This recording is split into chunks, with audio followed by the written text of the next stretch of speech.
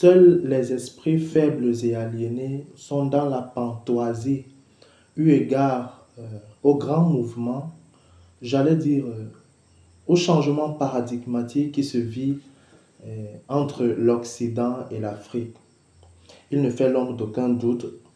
La négativité de l'histoire de l'homme noir a toujours été perçue comme étant un dogme existentiel, à telle enseigne que sa révolte est prise comme étant une audace, une impudence inouïe. Je réponds au nom de Gontran Rémy Velu, ex-étudiant à la faculté de philosophie Loyola du Congo, présentement en régence au Tchad, enseignant de philosophie. J'ai eu l'insigne honneur de publier au numéro 113 de la revue Raison Adam dédié à Kamana un article que j'ai intitulé Le déboire de l'histoire coloniale africaine, une lecture sous le prisme de Kamana et de Kizerbo. Que peut bien valoir une telle contribution? Alors, au premier abord, l'on pourrait voir et traduire une certaine répugnance vis-à-vis des histoires des peuples africains noirs écrites par le colonisateur, ce qui est fort bien considéré. Toutefois, l'article s'emploie à aller au-delà de cette inhumanité manifeste du colon historien. L'éminente question qui meut cette recherche est la suivante. S'il est vrai que l'histoire est une science particulière et que son objectivité, sa vérité, se mesure davantage dans sa capacité à faire sens dans la vie des hommes en société, quelle est la cause et au nom de quoi peut-on aduler scientifiquement des histoires écrites pour des fins hégémoniques? À cette interrogation, trois articulations sont la cheville ouvrière de nos propos. Dans la première analyse, partant des écrits de Paul Ricoeur et de Bernard Williams, nous explicitons davantage ce qu'est l'essence de l'objectivité de l'histoire.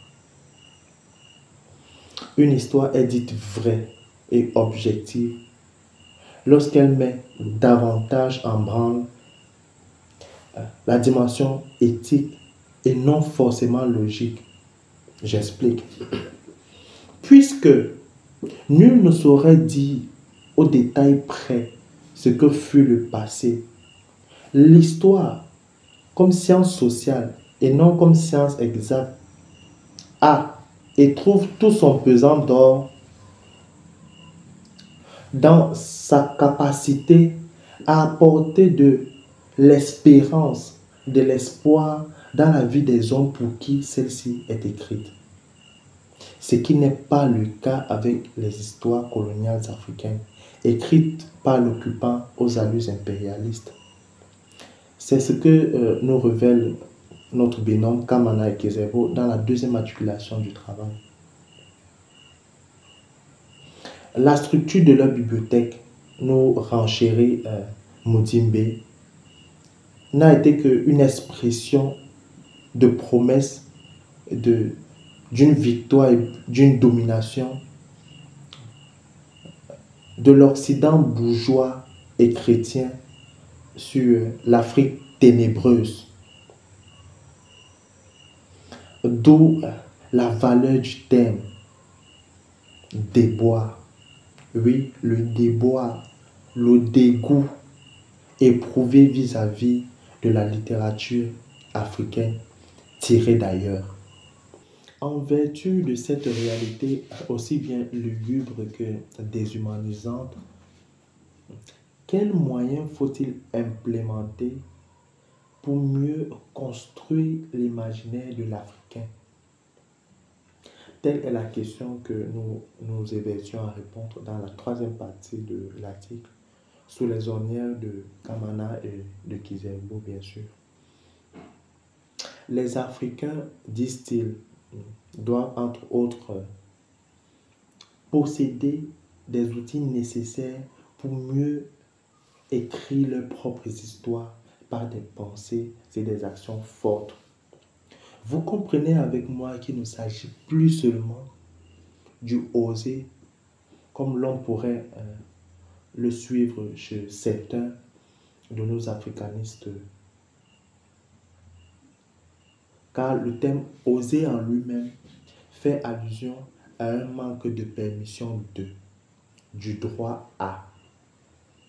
Prenons un exemple, tel un enfant qui faufile dans les rues et qui s'accapare du bien qui n'est pas le sien.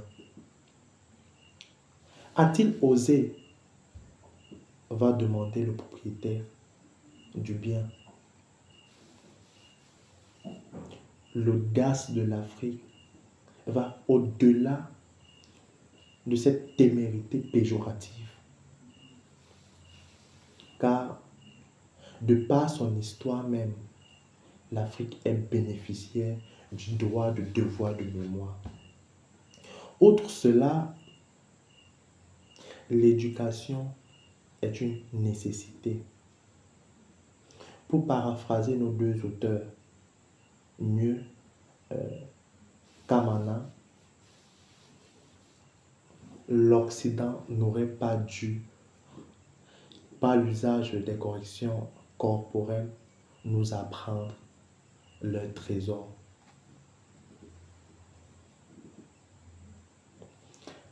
L'éducation de la jeunesse africaine reste et constitue le fondement de la mise en œuvre de sa ruse. Pour plus d'échanges et d'informations, priez de bien vouloir vous rendre sur les différents réseaux sociaux de la revue Raison Adam.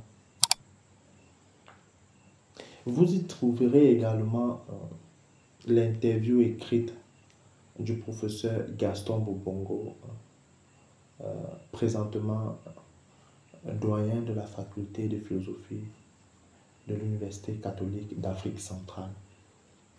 Merci et à très bientôt.